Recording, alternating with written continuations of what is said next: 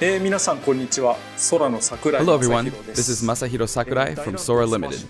The Super Smash Bros. Ultimate game was recently honored with 5 awards at this year's Japan Game Awards. It's received a great many awards on top of that as well. Each award is very meaningful to me, so I would like to take the opportunity to extend my thanks to all those who have voted and to all those who have supported us. Thank you so much. Without further ado, let's begin the presentation. First, we'll start with what the Neo Geo is. It refers to a 1990 video game console for use in arcades and at home, as well as to the name of the system itself. In 1990, the equivalent to the Super NES had only just released in Japan, so if you wanted to play arcade games at home before then, the only option was to play the less polished ports on the Nintendo Entertainment System. However, with the Neo Geo system, you could play the arcade versions of games at home with no drop in quality. 1990 was right around the year that I started working for a game company. Back then, Japan had rental services for arcade games.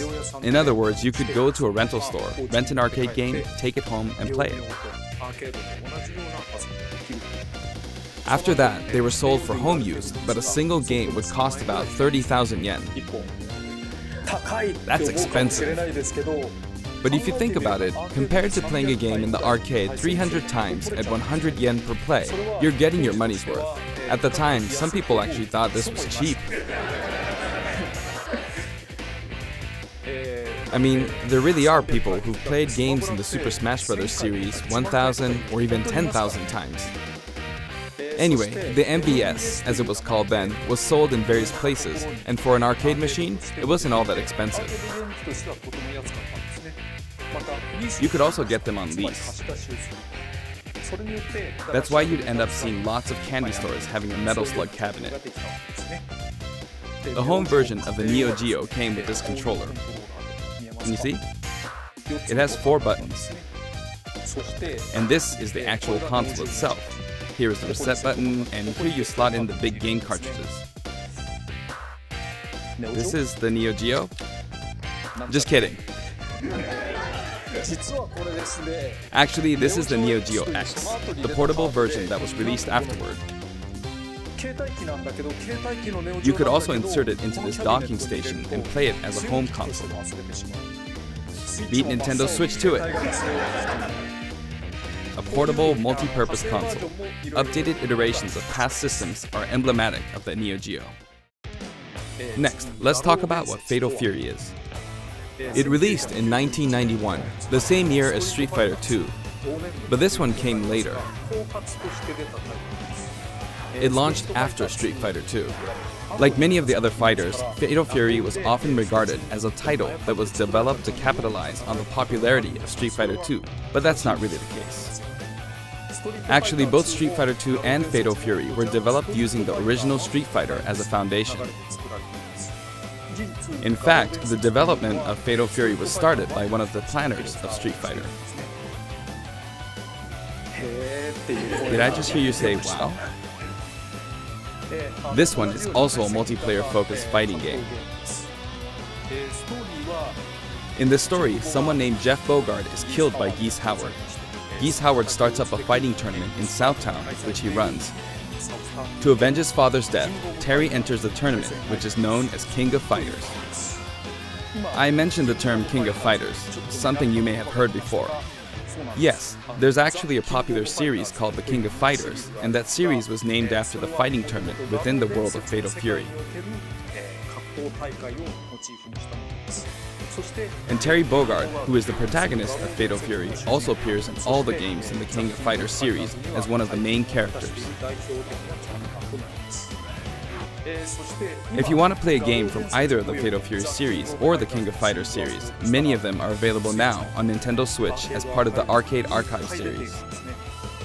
You may not know which one to play first, but my recommendations from the Fatal Fury series would be Fatal Fury Special. From the King of Fighters series, my recommendation would be the King of Fighters 95. But if you want to play a fighting game with all sorts of strategic elements, then I recommend the King of Fighters 98. Next, I'll give you some insight on Terry Bogard. Actually, this video was recorded about 1 month prior to its release. That's because we need to translate and edit videos like this one, and that takes time. The game footage you see here is not from the final production ROM, so please understand that there may be some elements that differ from the final game.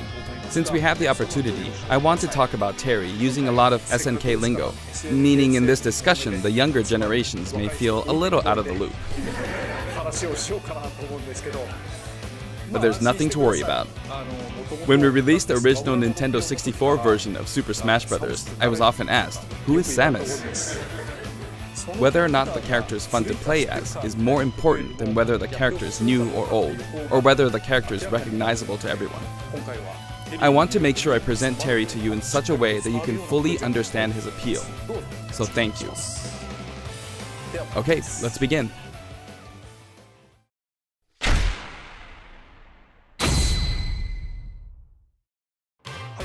This is Terry Bogard in Super Smash Bros. Ultimate. He's still wearing an outfit that reflects the era of his original game, but we did our best to make him look cool in a variety of ways. When he stands next to Ryu, it almost makes you wonder, is this really a Super Smash Bros. Game? Doesn't it? Just like Ryu, when you're playing one-on-one, he'll face the opponent. Actually, he always looks in the opponent's direction. Even if you move him to a location behind the opponent, he'll quickly turn around, always keeping his focus on the opponent. Let's talk about his moves. His neutral attacks are jab, body blow, and high kick. Each move is something familiar from the Fatal Fury series. And his dash is power charge. This is a move you can use in Real Bout, Fatal Fury Special, and others. In the original series, it was one of his special moves. His tilt attacks are middle kick, rising upper, and underkick. Compared to Ryu, his attack speed is slower. This is to match his original series.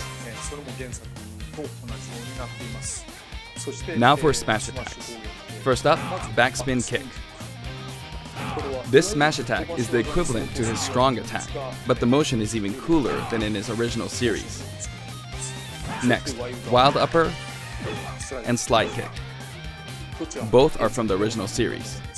Then his mid-air moves. Jump, then chop. Jump, then kick. Jump, then backward kick. And then somersault kick. However, this somersault kick was not included in the original series. But we needed a move to attack up, so we created a new move. Also, jump and then karate punch for a down air attack. If you successfully pull off a down air, it's possible to attack with a meteor effect, as you can see here. It's basically like Ryu's. Next, I'll cover his throws. His forward throw is his familiar buster throw. His back throw is also buster throw. And his down throw is neck breaker drop. In fact, he used it in the game Fatal Fury Wild Ambition. I miss playing that game on Hyper Neo Geo 64. And then, his up throw is grasping upper.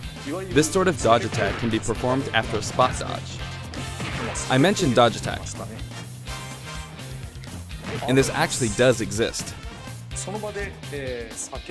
During a spot dodge, immediately press the button to counterattack. During a dodge attack, your upper body becomes invincible, so this kind of move gives you the advantage when you counterattack. Now for his special attacks. His neutral special, with just the B button, is Power Wave. Depending on how long you press the button, you'll use one of two types of special attacks, weak and strong. This one is weak and kinda slow, and this one is strong. Fast, isn't it?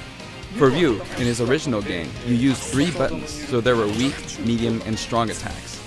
For Terry Bogard, you could use 4 buttons in his original game, but there were only 2 buttons for punch, so that's why he only has 2 attack levels, weak and strong. This rule applies to all of his special attacks, so please keep that in mind. By the way, the attack Power Wave is a move that shoots energy along the ground, but how does it look in the air? In his original game, you couldn't use this move in the air. This is how it looks now.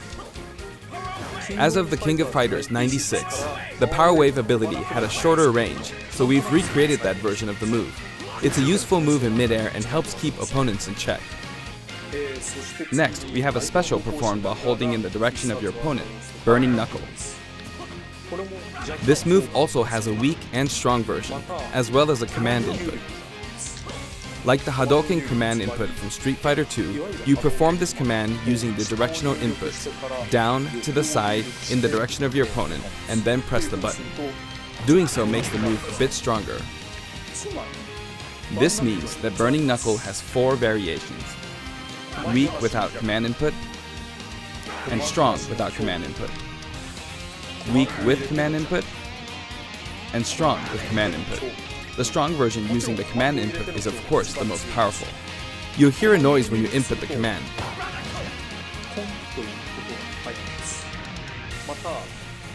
And if you've succeeded, you might also notice some green mixed in with the flames.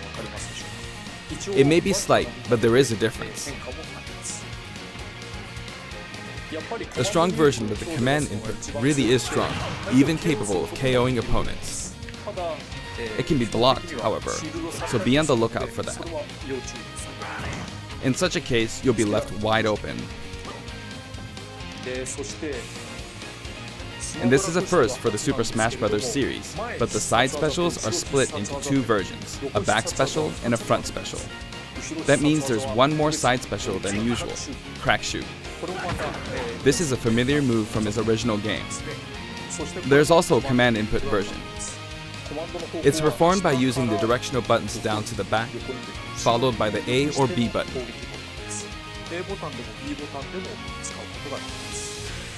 The command version can launch your opponent quite a bit further.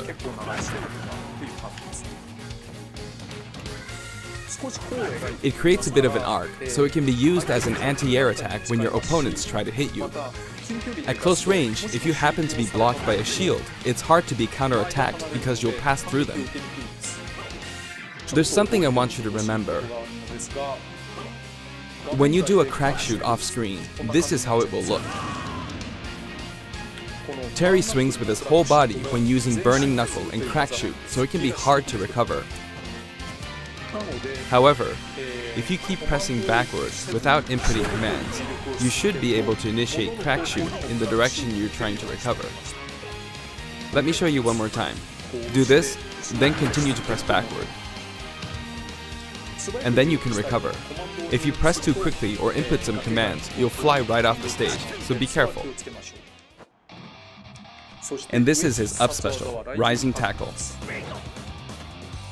It also has weak and strong versions, each with differing heights. And did you notice that if you hold down briefly to charge, your whole body glows a little? In this case, your whole body will be invincible at the start. Either way, your legs will be invincible.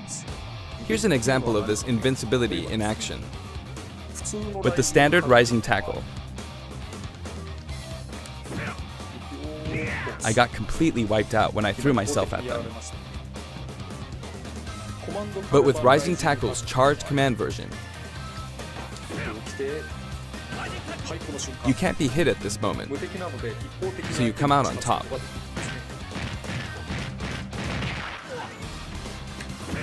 You can of course use Rising Tackle as a recovery as well. Even after using Burning Knuckle or Crack Shoot, you can still use Rising Tackle. This is also very helpful when you're trying to recover, so please keep that in mind. His down special is Power Down, an attack that rises and descends.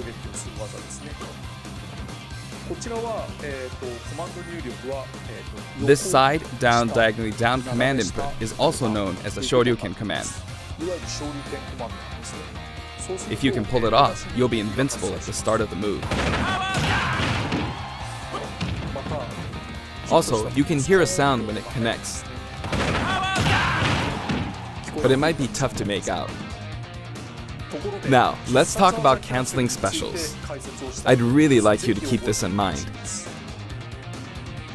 First, if you use a special after attacking with a standard attack,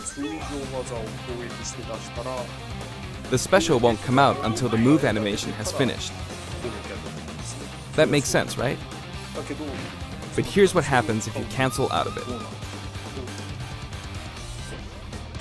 At this moment here, if you've successfully entered a special command input, the rest of the animation will be cancelled, allowing you to attack again immediately. I'll do that again. Throw out a kick like normal. And once your leg extends, you'll perform the move.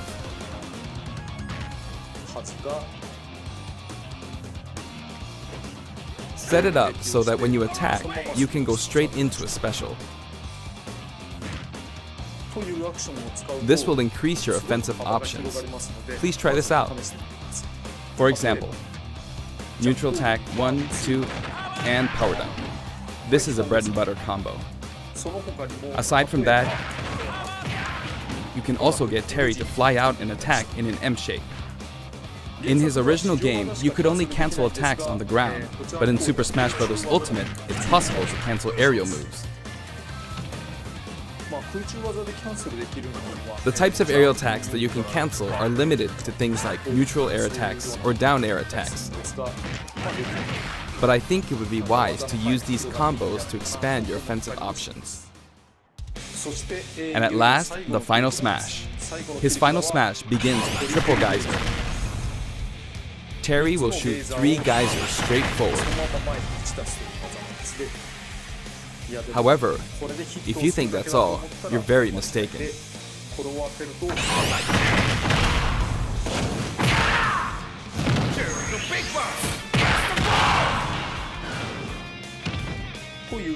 As you can see, if triple geyser connects, you'll follow up with power dunk and Buster Wolf.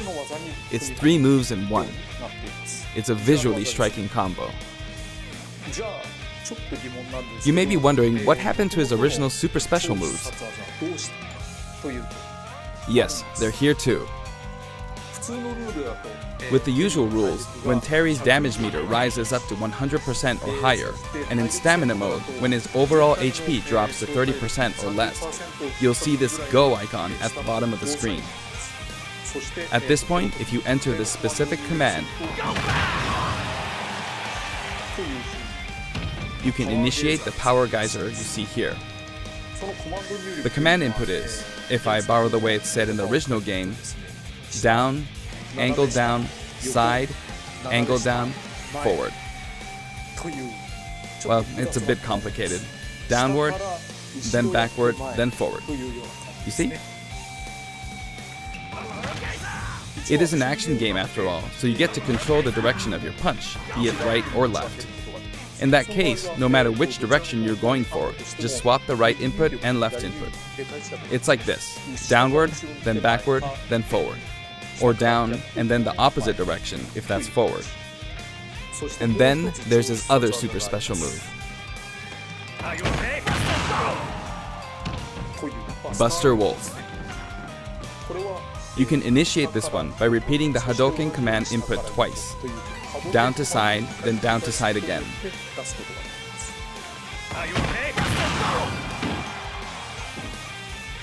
It can be rather difficult to pull off moves using the original game's command inputs, but you can also use simplified command inputs. In the case of Power Geyser, remember this: down, side, down, forward. As long as you input the command downward to the side, to the back, downward again, and then forward, you should be fine. In the case of Buster Wolf, it's simply down, side, side. That should be easier to remember. Even though the command input is complex, it can still be blocked with ease. Since these moves can only be used when Terry has taken a lot of damage, you'll be in even more danger if your opponent blocks. So they're high risk and high return. Please save them for when you really need to make a last-ditch effort. You can use it again and again, but be careful. Your opponent may be able to predict your move and take action. Essentially, it's best to use it when it's least expected, or to cancel out of a combo, like this. For the taunts, I decided to match his original game. His up taunt is "Hey, come on, from the King of Fighters series. His down taunt spins his hat like in the Real Bout series, And his side taunt is Stand Up from Garo, Mark of the Wolves. I've demonstrated him using various special moves in the game so far, and you can hear his voice. Like that. We've incorporated both his longer remarks, like Power Wave, from older titles, and his shorter remarks, like Rock You, from newer titles. And here are his color variations. There's a good variety of colors available from across the series, and the cap design is slightly different in each version. They're based on his original games, and we've also included some from the King of Fighters 14 and the anime series.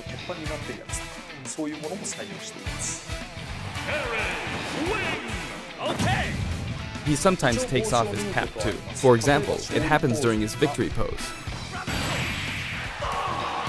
His cap also blows away when he is defeated in stamina mode.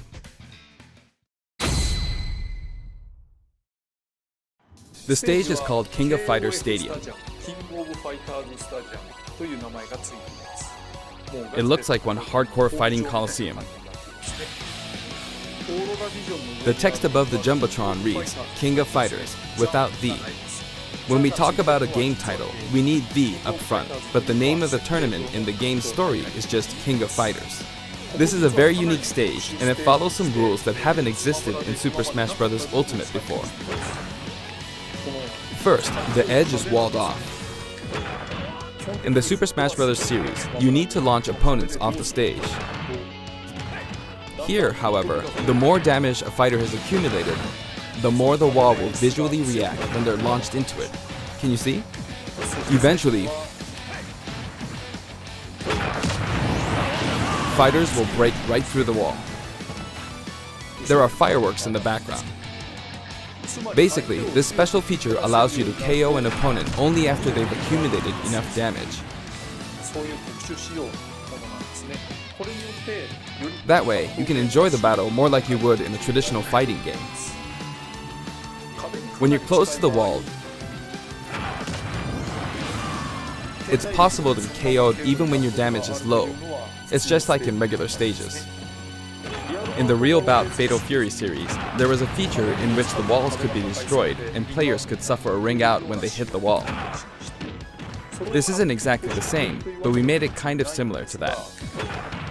We hope you'll enjoy playing at this stage with all its special rules. Are you okay? By the way, there are guest characters in the background, right? Since we have the opportunity, I'd like to introduce them to you.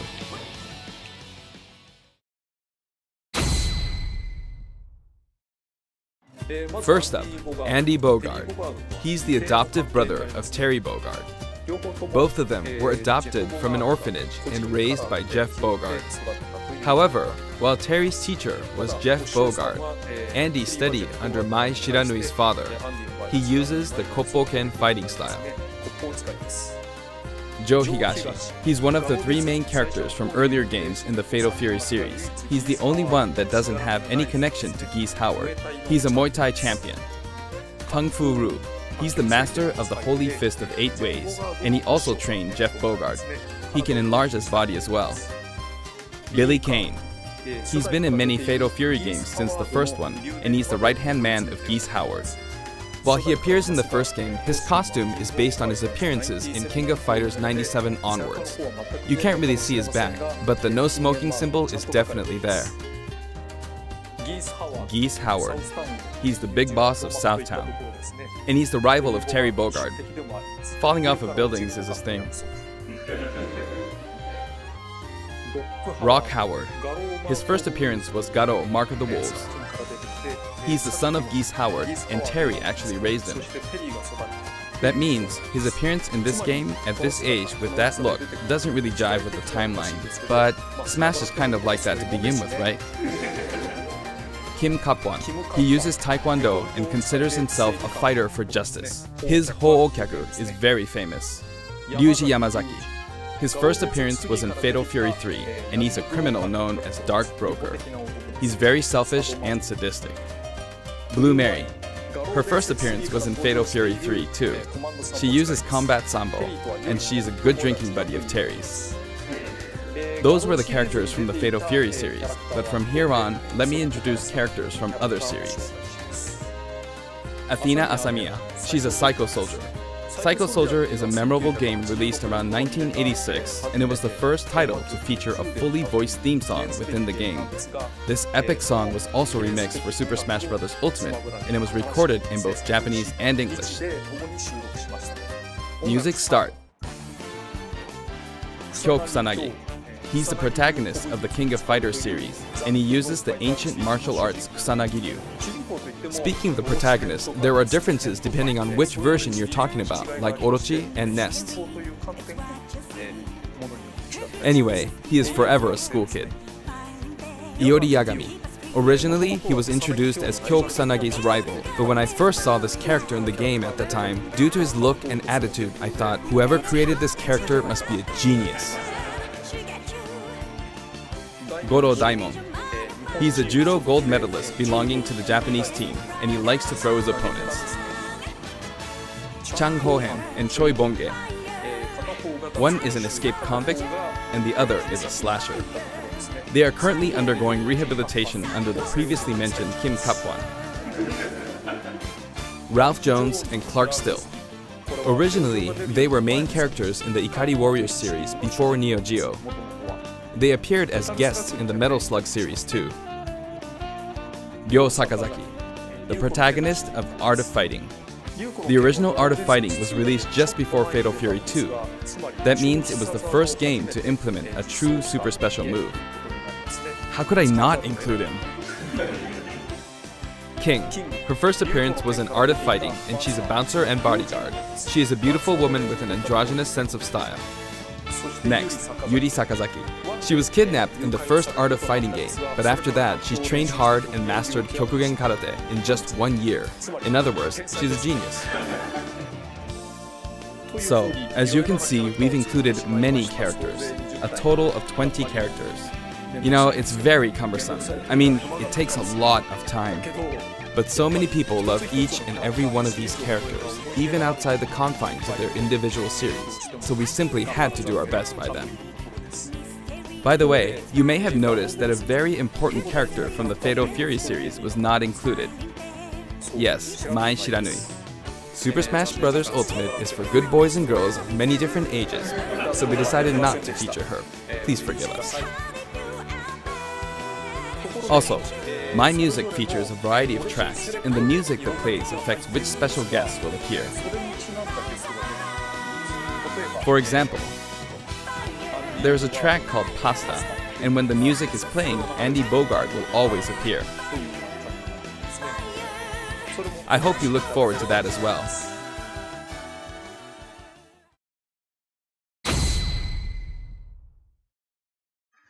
Okay, I'm done providing information, so now let's jump into some actual battles. This time, I'm going to play the Terry route of Classic mode. On top of that, I want to try and hit the highest intensity level. Let's see if I can get all the way up to intensity 9.9. Honestly, playing the game in extreme difficulty while doing commentary is extremely hard. One or the other is doable, but doing both at once forces me to divide my attention. But that means I should do my best at both. I'll do my best. First, this route is named the King of Smash. 3 characters who have some sort of connection will appear as a set, a challenge that looks somehow familiar. Okay, the first intensity level is 5.0, so I should be fine. All battles in Terry's route are stamina battles. This stage's special KO rule that I talked about earlier isn't the best match for stamina rules, but oh well. On his route, a lot of stages feel like they're from a traditional fighting game.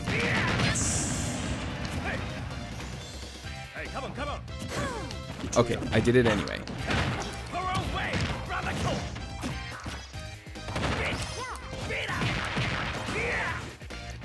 Of course, even in this mode, it's not impossible for me to try for a KO, but normally it'll be over before that. There. Done.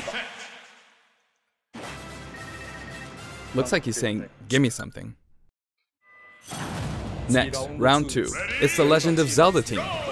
Just because characters are in a team because of their similarities, that doesn't mean that they have to be from the same game. This is Let's Go to Seoul, Kim Kapwan's theme. And I've got it set up so that we don't move from the bottom of Prison Tower. It would be easiest to simply knock him off the screen, but I'm not going to do that, because it's not as fun to watch. Oops, I knocked him off. Over here.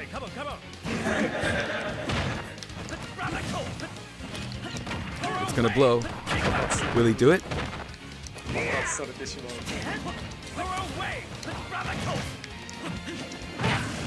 Alright. The boomerang's not coming back. And I can't go to the edge. Oh no! The tables have turned.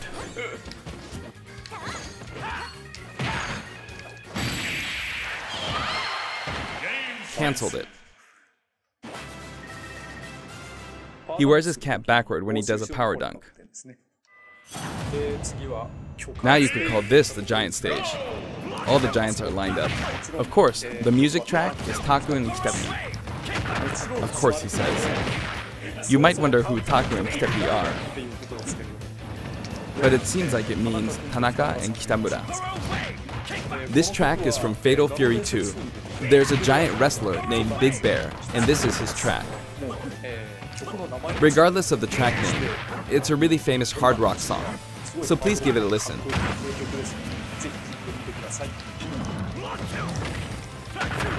The original song was called Yusha Raiden. There's that masked wrestler. Big Bear is his true identity. He's called Raiden.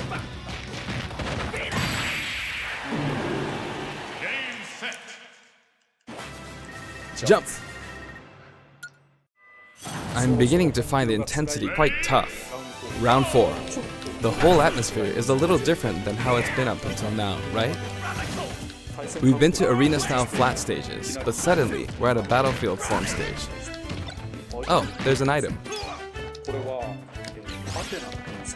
There's an arcade game series called Athena, and this stage uses that as a motif. Oh, he's metal. Now that I'm thinking about it, I suppose both Lady Palutena and the Athena games were possibly an homage to the Athena of Greek mythology. Plus, I wanted to do something where two characters who are similar or have similar abilities are together. It's a nice Kyokugenryu team.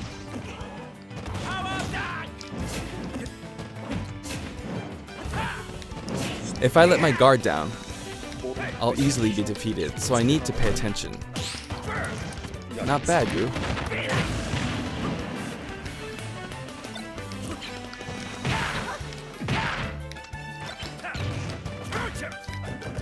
By the way, you can use moves like Crack Shoot to aim for overhead platforms, so they have some utility to them. I kept her in check. Phew, that was close. Looks like that fire bar didn't work out for her.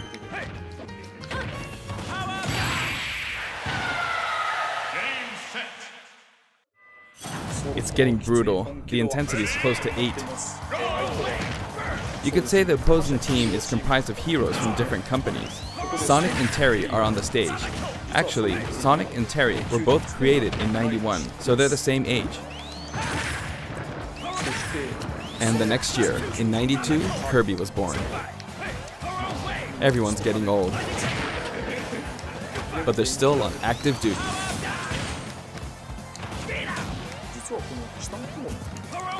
You know, it's easier to fight on sloped ground. When using Crack Shoot, it's especially easy going uphill. Yikes! It's too soon to be taking this much damage. I started out with 150 HP, so I feel like I'm losing. Next, Mega Man. He was born in '87. The first Street Fighter came out in '87 as well, so that makes Ryu the same age. that was bad.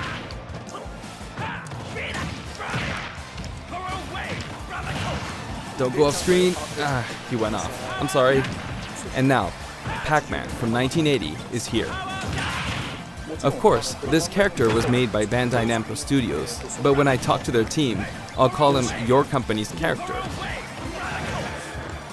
They always come back saying, oh yeah, our company's character. I often have these kinds of exchanges with them. Oh, that was close. But I won't give in until the very end, because I've got a super special move. How was that? Not enough? I see. Well, how about now? It's bad to keep using the same move, seriously.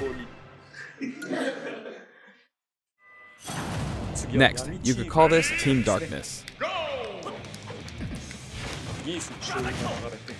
With the track Soy Sauce for Geese playing on the rooftop, it's got the aura of a final showdown.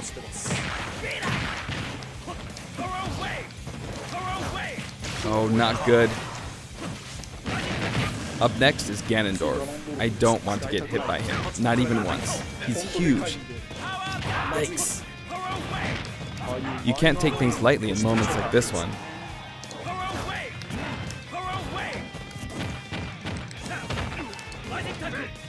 That was a bad move.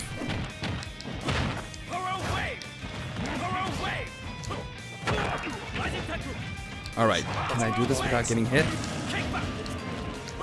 Now for a scary one, Bayonetta.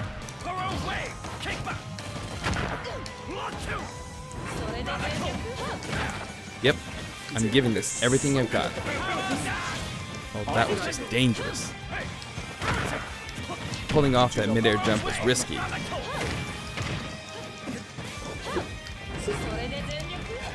Uh-oh. She's so good. That was a beautiful move. But she couldn't take advantage of that opportunity. That will cost her a lot.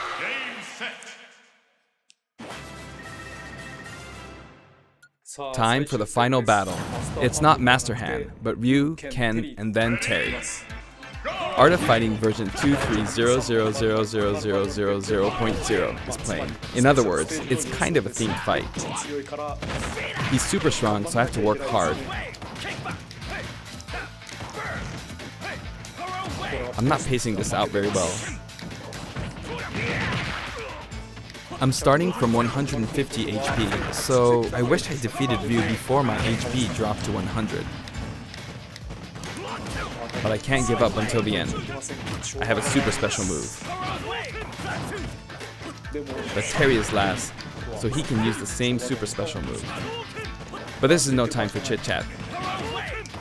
It's really tough doing this while talking. Oh no!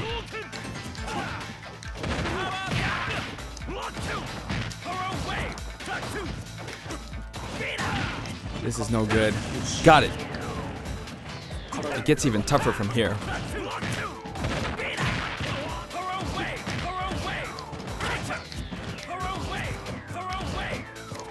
I messed up a perfect shield.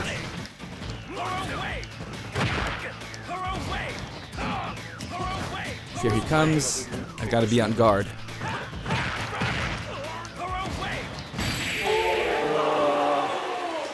Yeah, but with a power wave? If I could have pulled off a super special move, that would have been awesome. But, alright, did I make it to intensity 9.9? Yes, I did. That was hard work.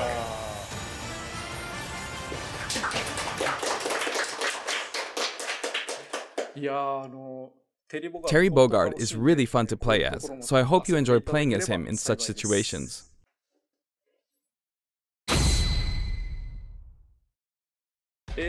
Next, let's talk about the music. This time we have something very special lined up for you.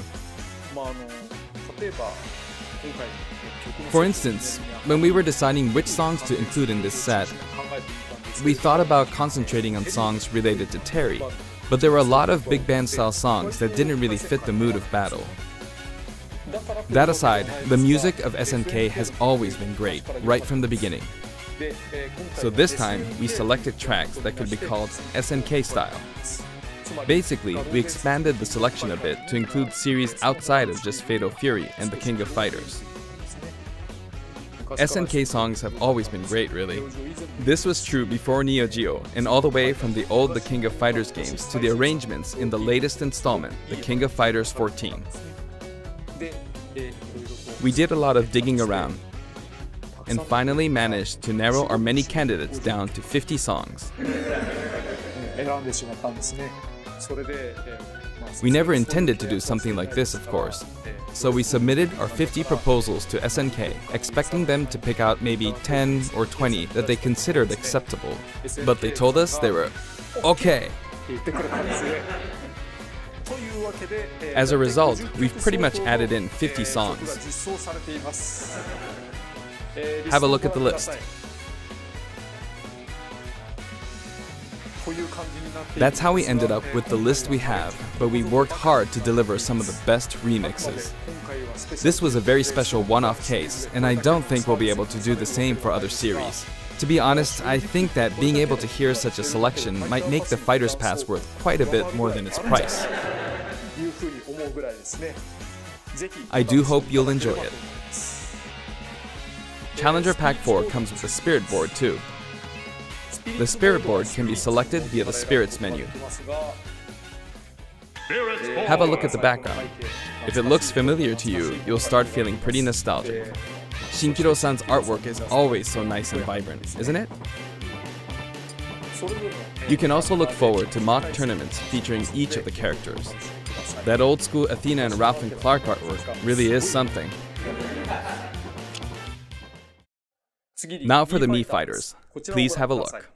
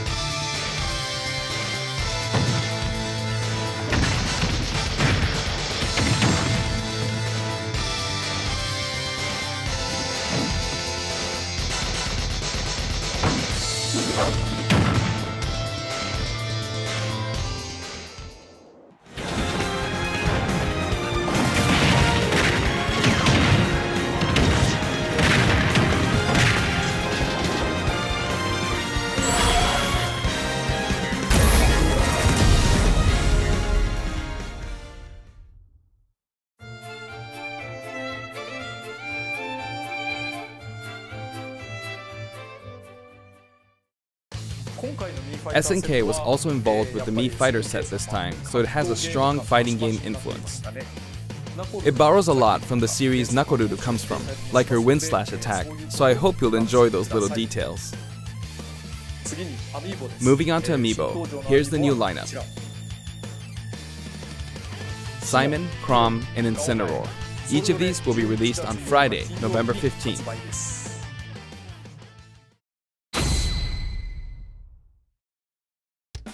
Next, let's discuss the details of the update. We've made some improvements to battle arenas. First, we're making it so you can send messages to each other in a battle arena. The messages are preset. So there's that, and also the player who created the arena can now change the rules. We've also added the option to play either Battlefield form or Omega form at random in the stage settings. Aside from that, you can now pick Elite only as an arena type. Furthermore, quick play won't be the only way to play with people you don't know.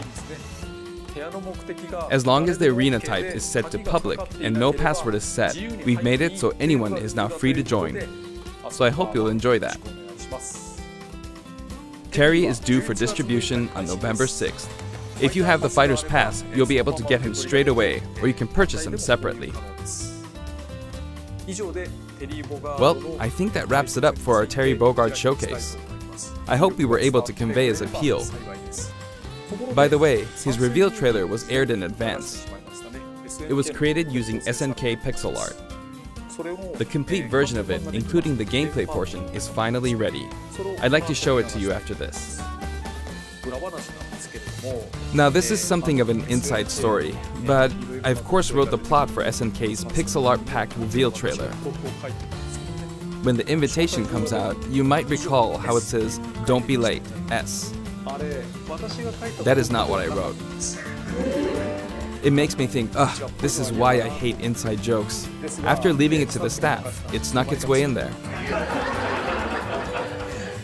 I just want you to know that the S is also the Super Smash Bros. Series S. Well then, let's move on to the intro movie.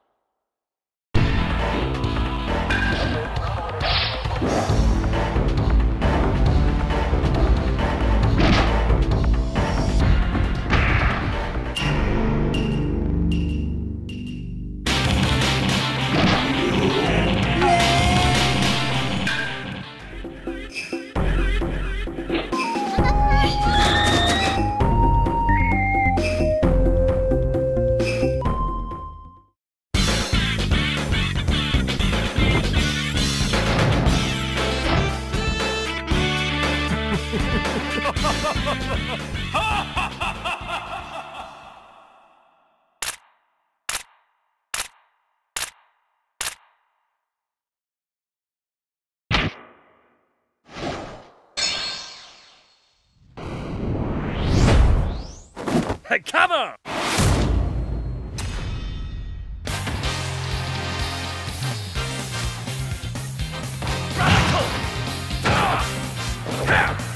Lightning Tentacle! Horror Wave! Block 2! How about that? Are you okay? Presto Bow! Hey, come on, come on! Counter! Block 2!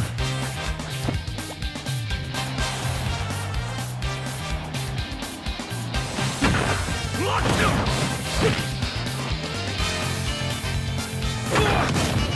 Radical! Oh my God!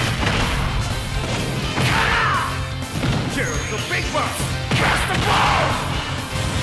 Terry, win! Okay!